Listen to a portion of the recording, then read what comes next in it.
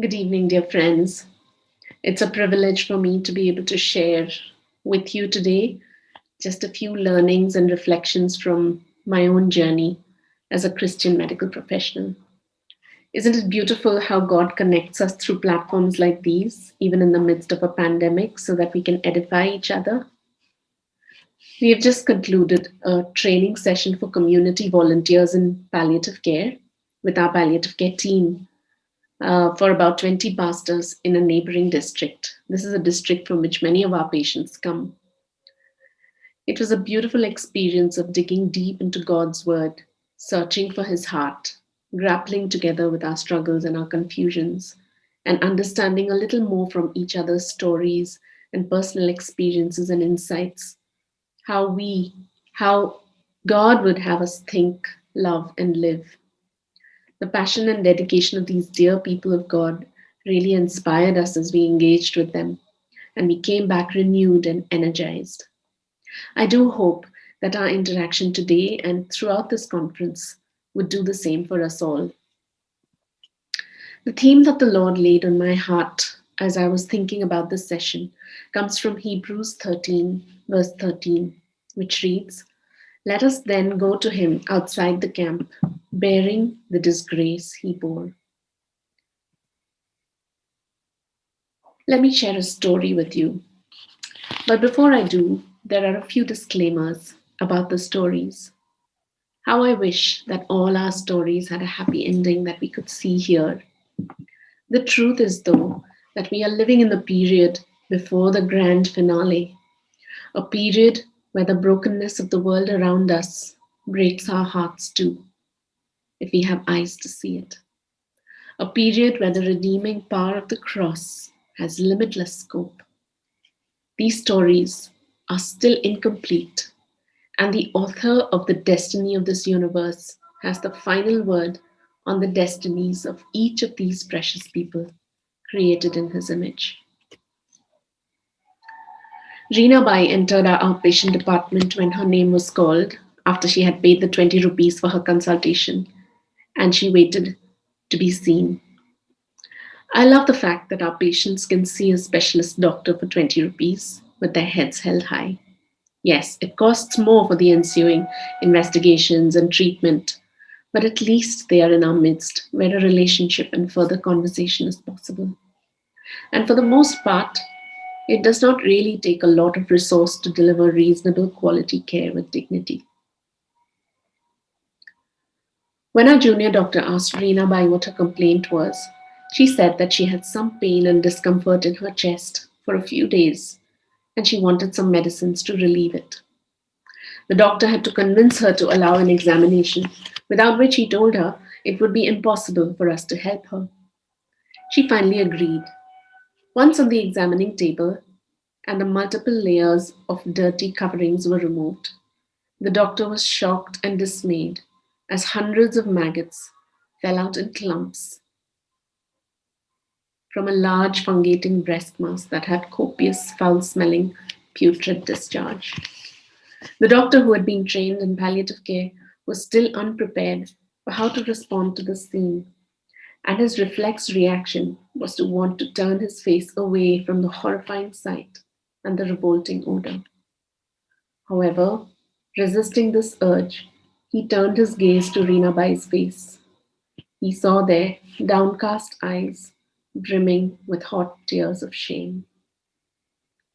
He longed to tell her that the fragrance of the love of Jesus was powerful enough to overcome the stench of death. He laid his hand on her arm gently, saying without words that it was okay to cry. Over the ensuing days, Reenabai received care in the ward, her wound being rid of the scores of maggots that had lived there for weeks, and meticulous dressings with metronidazole that removed most of the odor. She received escalating pain relief, a daily bath, clean clothes that her loving daughter in law brought, and daily training of the family in how to care for her, how to titrate her morphine, and particularly how to dress her wound. Basic evaluation reveals stage 4 disease with metastasis to the lungs. She had kept her disease to herself as the family struggled for subsistence, and in her illiteracy, shame, and lack of awareness, she did not realize the gravity of her disease. She had also applied some indigenous pastes to her wound, which only made matters worse. Only when the maggots and the pain became very troublesome and the odor hard to hide did she ask to be brought to the hospital. There were sit down conversations with Reena Bai and the available family regarding the grave prognosis of her disease. The message of God's love was shared with this family too. After she was discharged, the home care team continued to visit her home frequently, as she lived in a village not far from the hospital, about 7 kilometers away. I remember my own first visit to Reena Bai's home. This home we visited with the team. As I approached the dome shaped little accommodation, which was impossible to stand up straight inside, Reena Bai greeted me with a slightly embarrassed smile. Forgive us, madam, she said. This is our humble abode. Apologetically, she continued, I had told you that we don't have much. Sorry, there is no clean place for you to sit. We have only one chair. I said to her quickly as I settled on her bed beside her that it was a sweeter place to enter than into any mansion because God thought so and because God was near. As I looked around at the tiny enclosure they called home, which was but a few planks of asbestos and one wall actually made of a rather thin green plastic sheet beside next to her bed, my heart ached at the squalor and depravity that so many of our people still live in.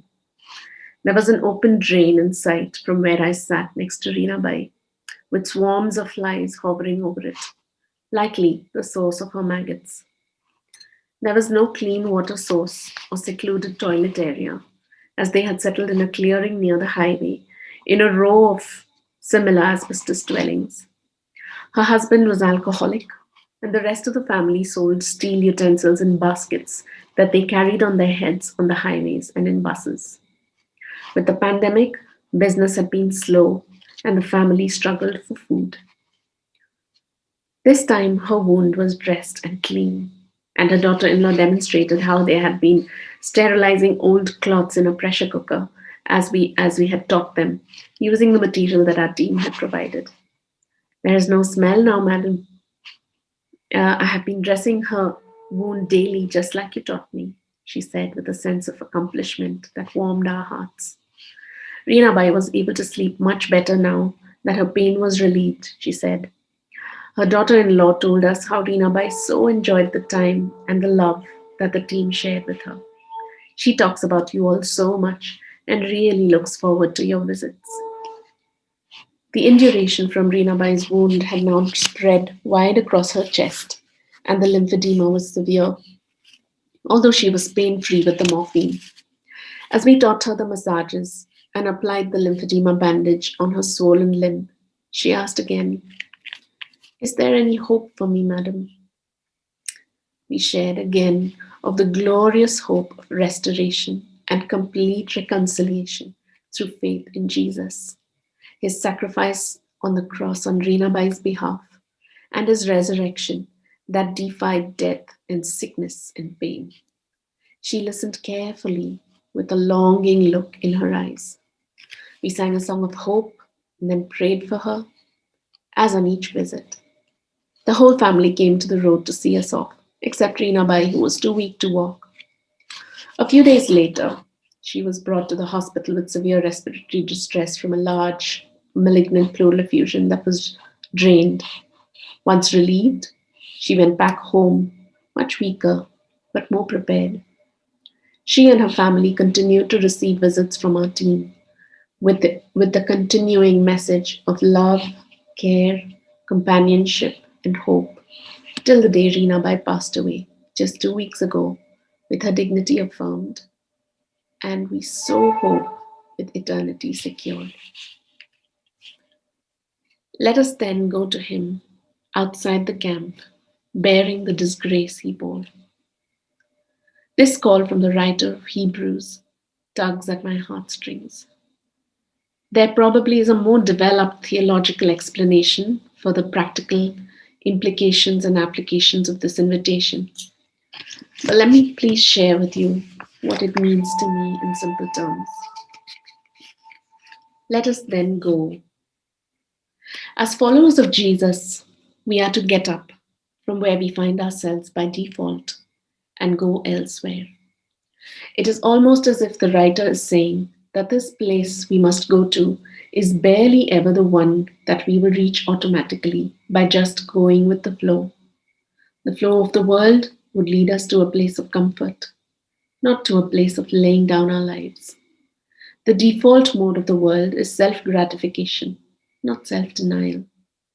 When Jesus called his disciples, he said clearly for them to deny themselves, pick up their cross, and follow him. It required of them a leaving of all their known securities behind in order to be able to truly follow him. It is an active, radical step of obedience where all the crucial action is in the heart. The disengagement from every counterfeit promise is a prerequisite to the fulfillment of God's great and precious promises in our lives, even as we commit to participating in His grand narrative. For some of us in the medical profession, this going may simply mean getting up and going in some way to embrace the needs of those of our brothers and sisters whom the world has ignored. To Him, let us then go to Him. This phrase of the call is my favorite. Yes, we must leave everything and go. Yes, it is hard. Yes, the road is fraught with danger and pain and suffering. Wouldn't we much rather enjoy the frills and comforts of a more normal, stable life? But here is the key to the matter. We are not called to go into the unknown wilderness or the darkness. We are called to go into His very presence. Theologian and philosopher Jean Vanier said, to live with Jesus is to live with the poor. To live with the poor is to live with Jesus. What could be more thrilling and beautiful than to be where Jesus lives?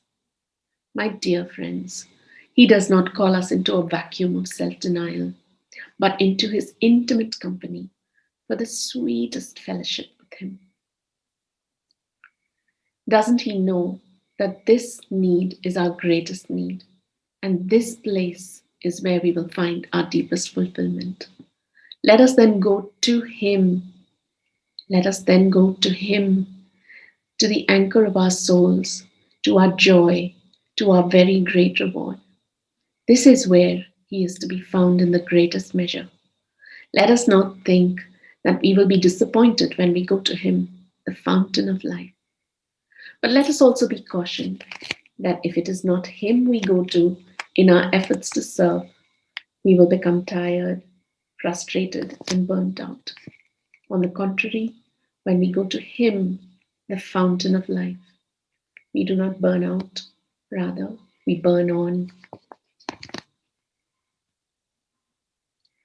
Outside the camp, let us then go to Him outside the camp. Everyone prefers to be inside the camp.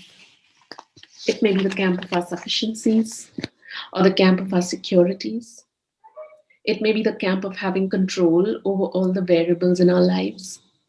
The camp is the place where there is ample provision for all of its inhabitants, where it is bright and warm and predictable. The camp is the place where there is recognition, where there is accomplishment, where there is honor. But we read, Jesus also suffered outside the city gate. And we too are to go to Him outside the camp. Going outside the camp could mean to leave all the pleasures and comforts of the good camp behind. For some of us, it might mean doing without the luxury of all the established diagnostics, support systems, and technology that are available in a well developed setup in order to be available to those millions in our country who cannot access such a facility. For us in palliative care, it could mean to leave the familiarity and the cleanliness and the power of the hospital buildings where we set the rules and we call the shots, and to go outside the camp and become vulnerable guests in the homes of our patients who are now in charge. I have often sensed the vast difference between a hospital encounter and one at home with our patients. When we are invited into their homes, it is on their terms, a beautiful, humbling experience. We may not have easy answers with a fix for every problem. We may not have the escape of writing referred to a higher center or to another specialty, or even the freedom to walk out of the room or move to the next bed, as in the hospital. We sit here face to face with pain, suffering, and death, there with them outside the camp.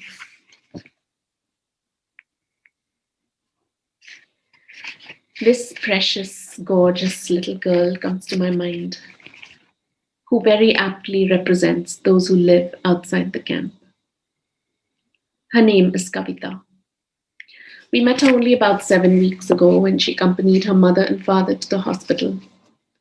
A pastor from the neighboring district in a faraway village had brought them to the hospital after managing to convince them over multiple visits to their home because Take Care, her father, was desperately ill.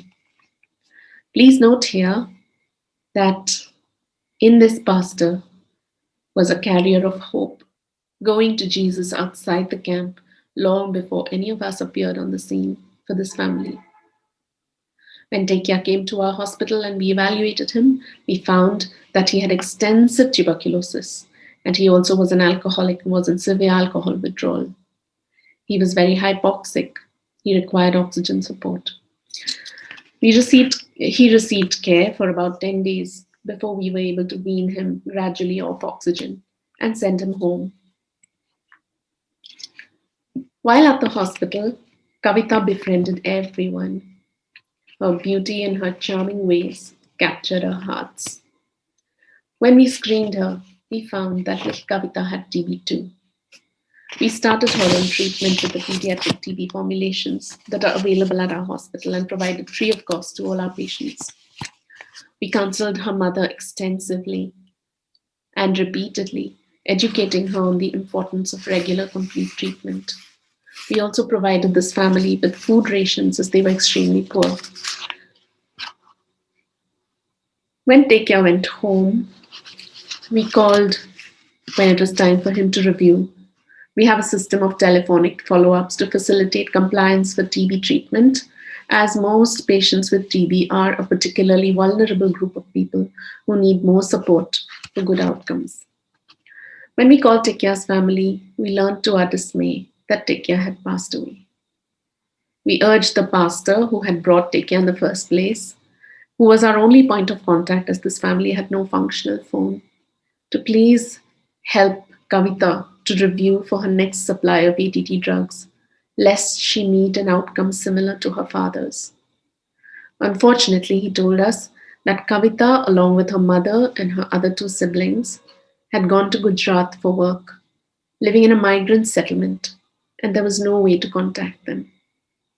We tried asking the village Asha worker if they had any idea of the location of this family in Gujarat, but she said they had none.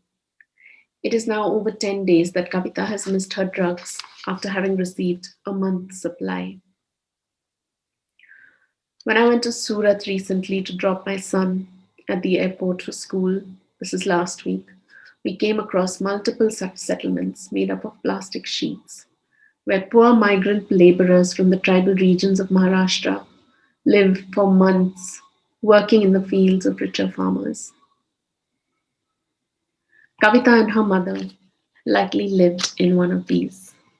I found my eyes scanning the shanties, hoping that I would spot a familiar 2 feet high figure with a round head and light brown hair somewhere in the blue and green.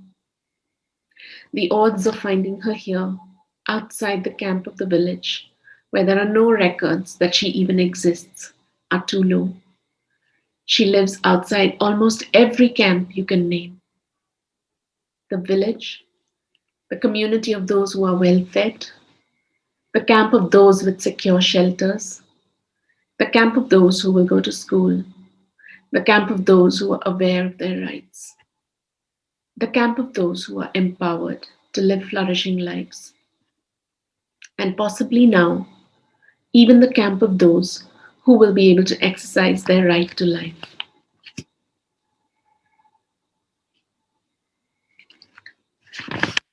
Would you please pray to the God who sees her, that we would somehow find her, or that she would come back to us before it is too late.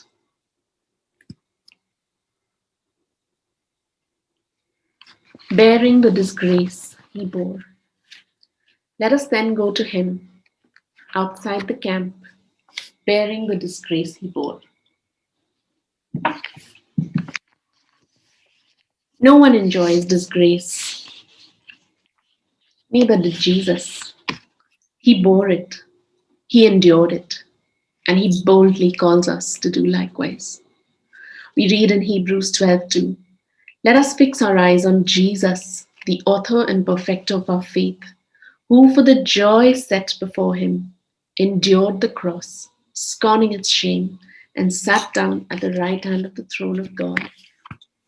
Jesus was a man of sorrows and familiar with suffering. Isaiah tells us uh, of him as being despised and rejected by men.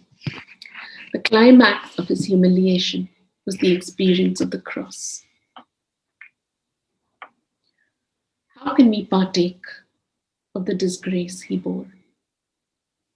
Some images come to my own mind.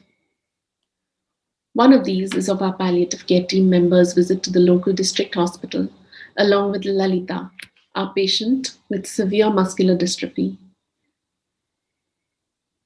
We went to the district hospital in an effort to secure a disability certificate for her. Despite her own multiple attempts and expensive visits to the district hospital from her faraway village before we met her, she had been unable to procure this certificate and the ensuing benefit of 600 rupees a month, which would be a big help for this poor family. This was actually her right, but she was too disempowered at many levels to be able to assert herself and access her right. We decided to accompany her to the hospital. She needed to be taken on a wheelchair. She needed to be manually lifted to the examining table of the doctor, who needed to certify that she had a permanent disability of over 40% to be able to access benefits. We navigated the different counters, filled the various forms and queues amid barks from hospital attendants. After all this, the doctors did not so much as touch Lalita in any attempt to examine her. On the contrary, there were the angry retorts from doctors who were in a hurry to get to their private clinics. And they demanded to see the MRI scans for Lalita. MRI scans that would miraculously prove a muscle disease that plain eyes could see was progressively destroying Lalita's body. When we returned to Lalita in the ambulance to our hospital, she said to us with a sad look in her eyes, all of you had to bear so much of disgrace and humiliation today because of me. Her words reminded me immediately of the clarion call of the Hebrews writer to bear the disgrace Jesus bore. We reflected on this as our team debriefed together and soothed our wounds from the unpleasant, humiliating experience of being treated with disrespect on Lalita's behalf. And our hearts were filled with a bittersweet joy to have been counted worthy of that disgrace, to have had the opportunity to speak up for one who cannot speak for herself, and to be able to partake in her suffering in a very small way, made our hearts rejoice in the pleasure of God. Of course, on subsequent visits, things did get better.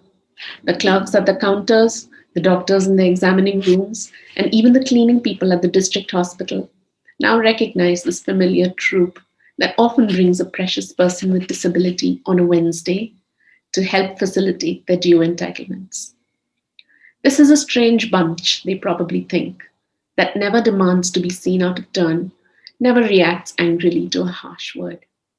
This is a bunch of people with loving eyes who have helped tens of other families of disabled people fill out their online forms, find the next counter to go to, and often come forward with physical assistance while at the district hospital for one of our own patients. After each visit, they return bruised and grieved by the disrespect and indignity that poor helpless people with disability are subjected to at the hands of those who are powerful. And yet, their hearts are filled with a strange, pure joy at the opportunity to be there to help a few, to smile at many, to show kindness, and to affirm the dignity of those who have been rejected by the world, but who are highly esteemed by God. We are awaiting the arrival of Lalita's disability certificate any day now. I'm also intrigued that this call to go to Jesus outside the camp, bearing the disgrace he bore, does not necessarily allude to any grand achievements in the near term as a result of this willingness. This may not be a calling that promises to radically transform the lives of thousands of people, although we continually strategize to scale up our efforts to make a difference for the better in the lives of many. Rather, this is a calling to simply enter into the brokenness and pain of the suffering world around us and make that our temporary destination. While we grieve and groan there, we carry with us the very presence of Jesus, who did the same for us.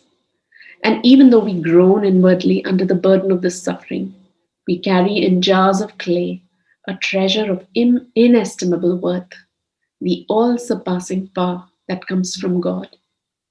This power was unleashed when Jesus came to proclaim good news to the poor, to bind up the brokenhearted, to proclaim freedom for the captives, and release of darkness for prisoners. The same resurrection power is available to us to comfort all who mourn, to provide for those who grieve, to bestow on them a crown of beauty instead of ashes, the oil of joy instead of mourning, and a garment of praise instead of a spirit of despair. And the amazing thing is that we ourselves become rich beneficiaries of all these promises, even as we participate increasingly in the pain. Let me close with one final story. 31-year-old Sharmila was brought to our hospital during the lockdown in April 2020, as she was unable to go to a cancer center in Surat, where she was receiving palliative chemotherapy. When we first saw her, she had a large facial wound with foul-smelling discharge and was in excruciating pain. She had been unable to eat for days. At the hospital, she received wound dressings and initiation of pain relief according to the WHO pain ladder. She received nasogastric feeds and supportive care. Sharmila had not yet been told of the prognosis of her disease, even though she had been undergoing treatment before. She and her family were counseled gently regarding the grave prognosis of her disease. She was unhappy with us, especially about this, and it took her a long time to accept the prognosis, as she longed to be available for her young family. Once discharged from the hospital, our home care team visited the family regularly. She was initially very reserved during the home visits by the team, as we were unable to satisfy her repeated requests for a cure. However, with persistent visits and the gentle care she received, she began to open up and expressed her enjoyment of our visits. Her husband had lost his usual livelihood as a daily wage worker during the lockdown, and the family struggled for food. They were very relieved and grateful for the food ration supplements from the hospital, which sustained the family for many months. Sharmila's husband was extremely supportive of her despite his own grief, and he appreciated the support of the team as they cared, particularly for his young children. The teenage son looked after the affairs of the home as well as worked in nearby fields as and when work was available, while her husband went in search of work farther away. The young daughter cooked meals as well as the feeds for Sharmila, faithfully feeding her every 2 hours through the nasogastric tube and also administering her medication under the guidance and training of the palliative care team. The children particularly welcomed the encouraging and comforting visits by the team, who helped them to cope with the grief of their mother's suffering and anticipating her absence from their lives.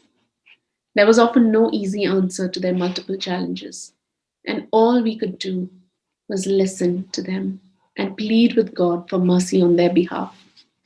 As we continued to visit and participate in the terrible distress of this young family, they became increasingly responsive to the message of God's love, comfort, and eternal hope through faith in Jesus. Sharmila would nod in assent and agreement, even though she could not speak. She always insisted on sitting up on her bed as long as she could manage with her increasing frailty during the sharing from scripture and prayer. She tapped her hands on her lap to the tune of the songs of hope and comfort that we sang. As Sharmila's condition deteriorated, her pain progressively increased, and she required very high doses of morphine to overcome the severe pain. There was a brief period when morphine supply was interrupted due to the effects of the lockdown and the pandemic. This was a very difficult time for her and the family, as well as for our team, as no other drugs could give her comparable relief. By God's grace, the supply was restored within a few weeks, and we all rejoiced when she was comfortable again. We visited her family a day before Sharmila passed on. This time, she was unable to sit up and lay breathing hard, but fully conscious in her bed. She allowed us to caress her head, smiling wanly in response. She nodded as we encouraged her not to be afraid, reminding her of the beauty and joy that awaited her as Jesus stood with open arms to receive her. We give all glory to our living God, who is close to the brokenhearted, and through whose priceless sacrifice on the cross, death is indeed swallowed up by life. Sharmila and her dear family will exchange their mourning for dancing in the very presence of their Heavenly Father not long from now.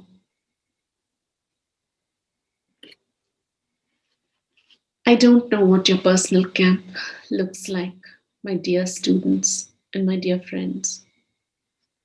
As we close, I just want to challenge you for a journey where again all the action lies in the heart.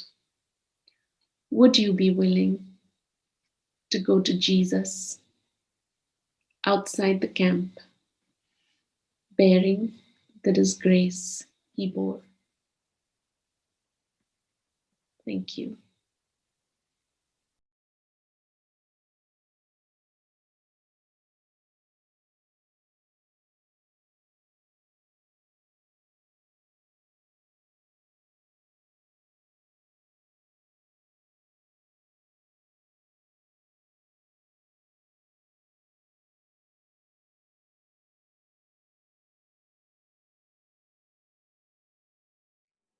Yeah, thanks for that question.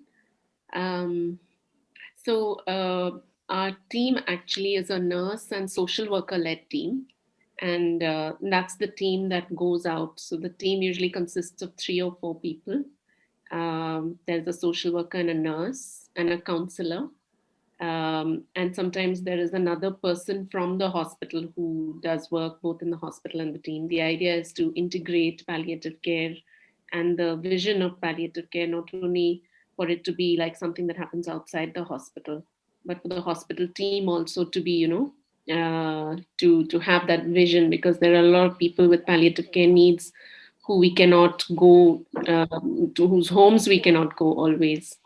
So this is the team that usually goes, and once a week, I would also go uh, to the homes to visit these patients, especially those who have very difficult physical needs that need intervention. But the palliative care team classically goes every day, and they make about, on an average, 5 home visits every day. Um, yeah. So that's the classical team.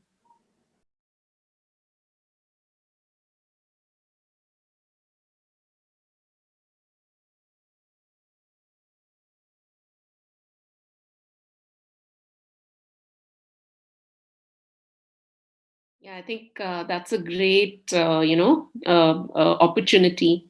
So, I think one of the things that we as Christian medical professionals, wherever we are, is to realize that even in the field of medicine, there will remain only a small proportion of people who will run into these dark corners in medicine.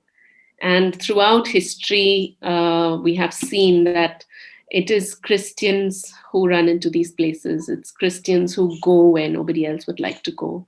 It's Christians who are to be found where there is no glamour.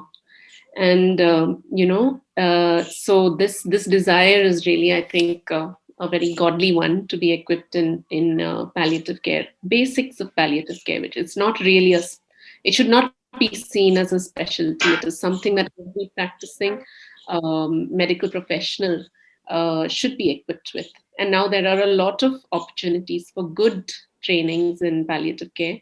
One of the trainings that we highly recommend, and a lot of our doctors and nurses in EHA are increasingly enjoying this training, is a 3-month training, online training, that is offered by Pallium India.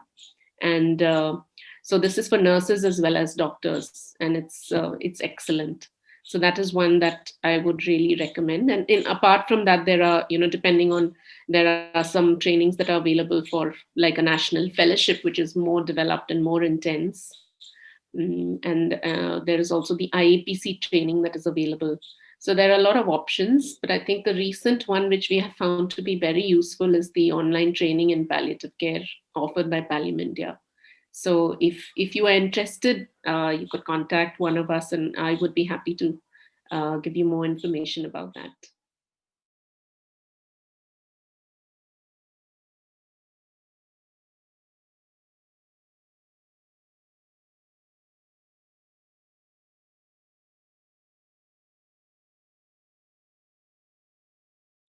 Yeah, I think what I would say, Priya, is that when we, as a team, when we have a relationship with the patient and the family over a period of time for of the patient's illness, uh, then that relationship really bears a lot of fruit, not only during the difficult time of the patient's last days, and in supporting the family through that, but then an ongoing continuing relationship. So we continue the bereavement care for about 6 months after the patient passes away, where we continue visits and phone calls, and communicate with them quite intensively even for 6 months after. And often what we've seen is it's a very beautiful dynamic, because during when the patient is alive, the patient is the focus of all our attention. Of course, we are also engaging with the family, but a lot of deeper connections happen after the patient has passed away. And the family feels that there is somebody. So they would expect normally that we would stop going once the patient passes away. But when this continues and they feel that, even I am important, you understand what I'm going through, you understand that this is a hard time for me. So initially they're confused. Why are you still coming? Don't you know that, he or she is no more? But then they get the message that they are not alone in their grieving, and that we would like to accompany them in that. And we've had some really blessed experiences through that relationship. And often we find that these families that we engage with are the ones who point us to others, or point other families who are suffering similarly to us, and say that, you really need to go and visit this family as well. And very often on the days of their anniversaries or special occasions, they will come to meet us, and they will. So it's like a memory that we share together, and it's an experience that is like sealed together in our relationship. So it's really beautiful. I think the most challenging I feel is when young mothers pass away and there are young children left behind. Those are the ones that we really struggle with as a team as well. and need to support each other as well, because there are so many unanswered questions and so much of suffering that there is no easy answer to. So those are the situations where we struggle. But I think the beauty is that neither are we alone. We have each other, but then to be constantly reminded that Jesus is right there, very close in the midst of that suffering. So it's a consciousness of our own inability to give that kind of relief or comfort, and yet the consciousness that God is very, very near to those who are brokenhearted. So that gives us the motivation to take that to them and to be with them in that pain.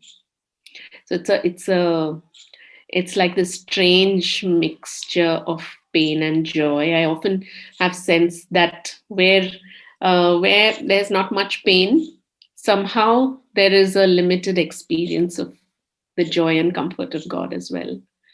And as the degree of pain becomes more and more almost unbearable, in that very situation, you see that the beauty of God's comfort, which is really tangible and really, really powerful.